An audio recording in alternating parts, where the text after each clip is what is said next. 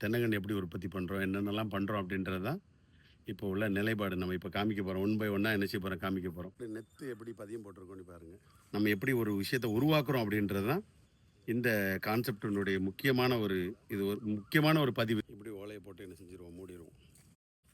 இது வந்து கம்ப்ளீட்டாக செவலனி இங்கே போட்டிருக்கோம். அதெல்லாம் காமிப்பா. இங்கேருந்து இது எல்லாத்தையுமே என்ன செஞ்சுருவோம், பேக்கெட்டில் போட்டு வந்துச்சு. இது எல்லாமே நம்ம உற்பத்தி பண்ணுற இடத்துலேருந்து எடுக்கிற ஃபோட்டோஸ் தான். இப்போ நாங்கள் ஒரு லோடு ஏற்றிக்கிட்டு இருக்கோம்.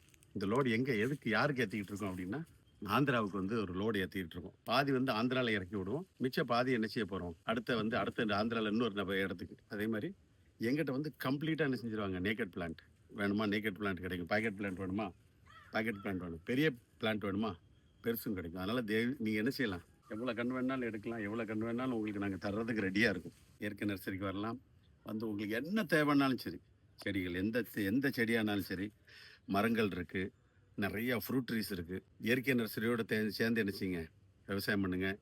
நன்றி. Thank you so much.